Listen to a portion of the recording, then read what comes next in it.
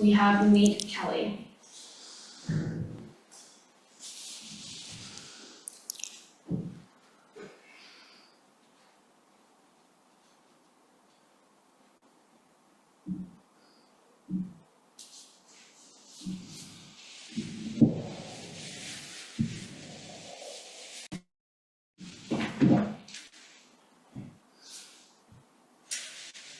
Mike Pendleton.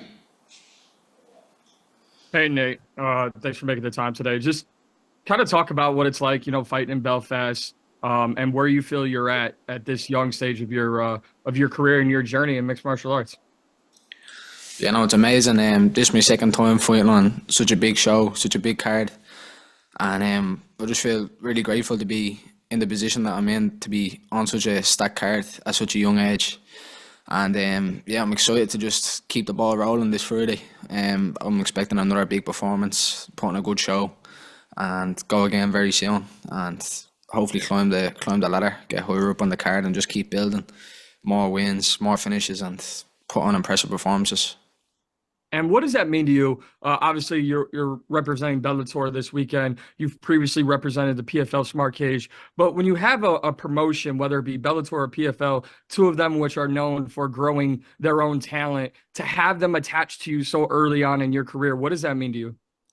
It's amazing. Like I'm very grateful to PFL and to Bellator now, two companies combining together to give me such amazing opportunities. Like I got to fight in my hometown in the Trey Arena. It was a dream of mine since I started fighting. So, to get these opportunities at such a young age and to have the backing from the PFL and Bellator and have two companies now merged together to give us more fights and more opportunities, and it's amazing. Like you don't see many promotions taking on amateurs, but the PFL recognised my potential and seeing what I can do, and I showed what I could do last December, and I'm hoping to just keep doing that and keep going a good run here. And I'm very, very grateful to be in this position and to have the support from two amazing promotions.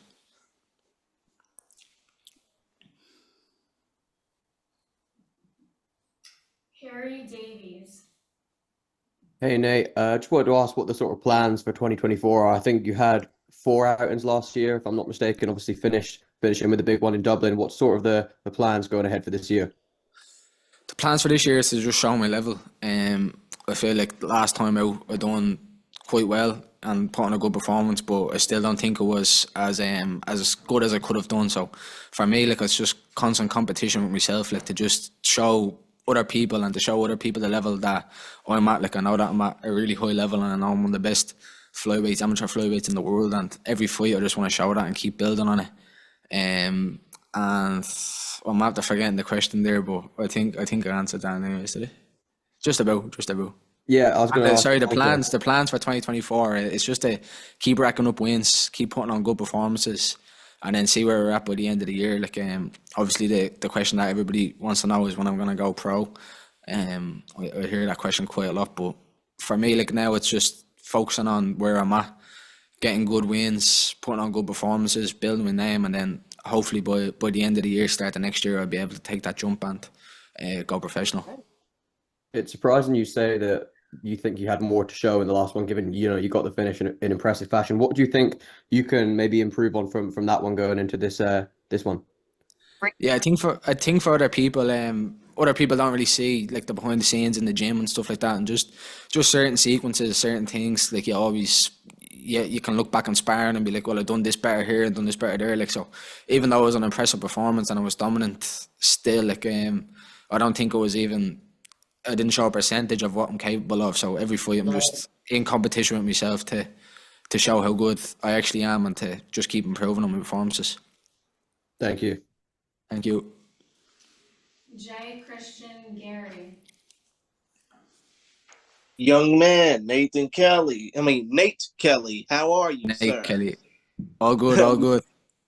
My apologies, dude. It's J. Christian Gary at Focus Fights. I know that you are 2-2 as an amateur, but do you ever feel nervous going into that fight? I mean, going into the cage for a fight, knowing that you are just starting your journey at only 19 years old? I've been competing since I'm 5 years old. Like 5 years old is when I had my first kickboxing fight, first kickboxing tournament. So I've literally had 14 years of experience competing, and I've done thousands of competitions, and I've had thousands of fights. So for like other people, they see somebody with a small amateur record and think that's the only fights that they've had. But for me, I've had years and years of competition experience. So even the last time out, of course, everybody gets nervous. Obviously gonna get nervous before a fight, but it wasn't like any different than if I was fighting in a skill hall like 14 years ago when I started doing kickboxing tournaments. It's like another day now. Like I understand the process that I go through. I have rituals that I do on fight day, and I'm used to it now almost. And even with the added on pressure for the last one with so many eyeballs, it didn't feel too much. Like pressure makes diamonds, and that's what I kept saying, and that's what I'm gonna keep showing. I see.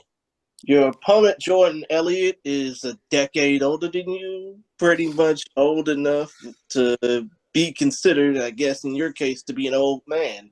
But I mean, when it comes down to being an amateur, do you even think about scouting your opponents?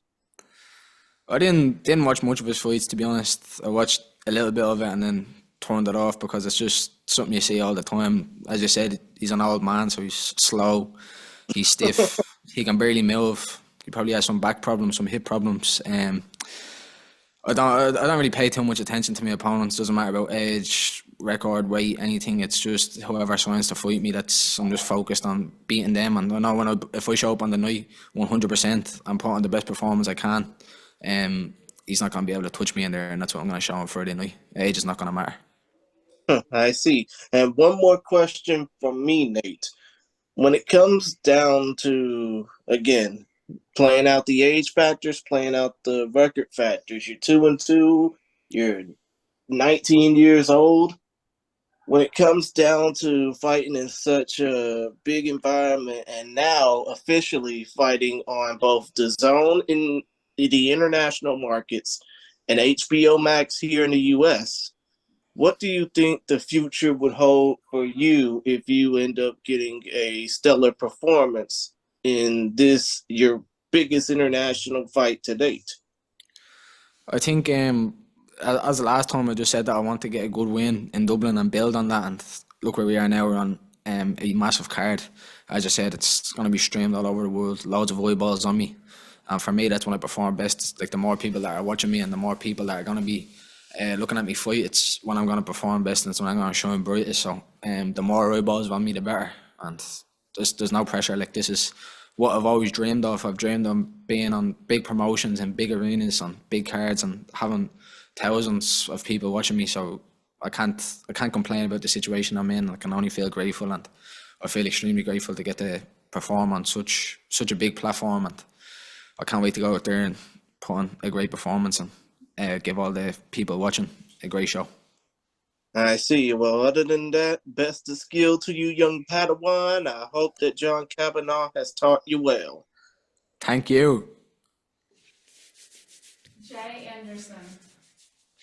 Thanks very much. And hey, Nate, just a quick one because you kind of touched on this. But when you talk about your 2024 and then maybe playing out the year and looking at turning pro, possibly 2025, do you have kind of this mapped out, or is it going to be a matter of kind of listening to your coaches, listening to yourself, and making the jump just whenever the time seems right? Yeah, it's all about time and like, do you know what I mean? And I can say whatever I want to have my own plans or whatever I can think, but it all comes down to the boss, John Kavanah. If he tells me 2026, then it's gonna be 2026. I can never go against John's word. So it's about just sitting down with John when the year's out and see where we're at and see what he thinks, and because his opinion matters most. He sees me day in day out in the gym, and he's the closest to me in that sense. So whatever plans I have will only be going ahead if they're backed by John, and John thinks it's what's best for me. So I'll see where I'm at by the end of the year and see how many fights we get in, see how I'm performing in the cage, and if I'm happy, and then we can go from there. And I'll sit down with John, and hopefully early 2025 I'll be taking that jump. Yeah. All right. Thanks very much. Best of luck. Thank you. Aggression towards the undefeated welterweight. Any other questions for Nate Kelley?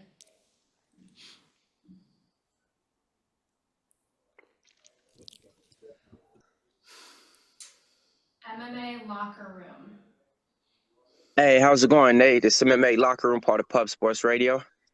What's up? Nothing much, nothing much.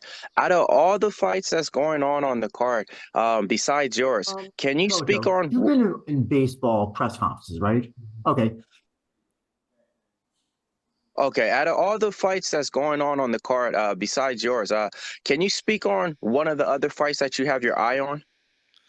Three other fights that I'm very excited for is three of my teammates are also on the card. My name mate Nathan Kellly. I'm very excited for his fight. He's looking to go on a 10-fight win streak, and then Kieran Clark.